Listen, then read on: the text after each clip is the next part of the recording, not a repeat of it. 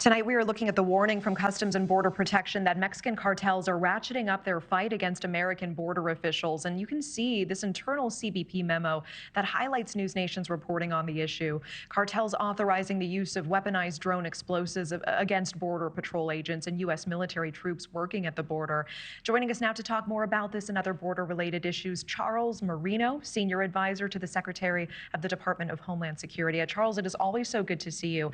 I do want to get your opinion on this warning we're seeing going out from Customs and Border Protection that the cartels are ratcheting up their fight against American border officials. And we can see in this internal memo highlighting NewsNation's reporting here on this issue that cartels are authorizing, they're greenlighting the use of the weaponized drone explosives against agents and U.S. military troops working at the border.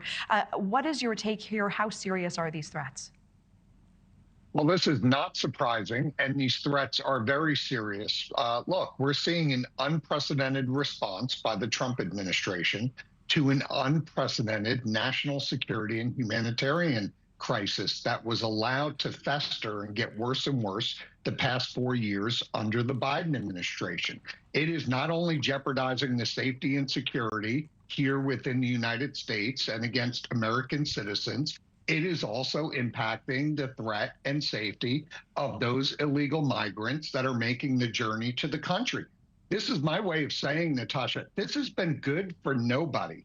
You cannot open up borders to a country and abandon law and order, because what happens is when you walk away from that, you create a more dangerous environment. That's what the Biden administration has proven to those of us in the country and to the rest of the world. You have to have a semblance of process. Now, what's happening under the Trump administration is you've got the new foreign terrorist cartel designation against the cartels, and we're stepping up operations. And what that's doing is it's impacting their money-making capabilities, their operations to traffic in humans, traffic in drugs. And they're going to become more aggressive in the way that they try and infiltrate the United States. And that, I fear, is going to bring a more aggressive response from U.S. authorities, with or without Mexico's cooperation, by the way. The primary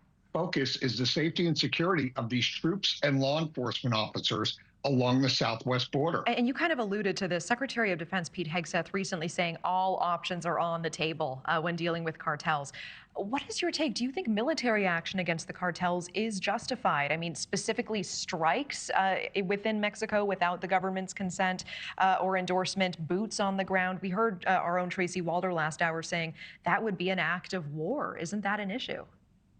Well, the cartels have been involved in the deaths of far more Americans than all terrorist organizations combined here within the United States, right? We know hundreds of thousands of deaths based on fentanyl trafficking into the country. We know that very dangerous criminals have been trafficked by the cartels into the country to commit horrific crimes. So the justification is there. Are we going to see some type of a full-on military penetration into Mexico? No. Are we more likely to see the activities of special operations forces going in and targeting these cartel leaders and their associates? Yes.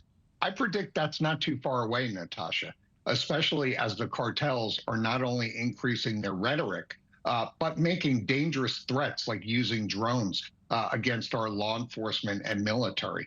It's only going to take one of these incidents to unleash the full fury of the U.S. military.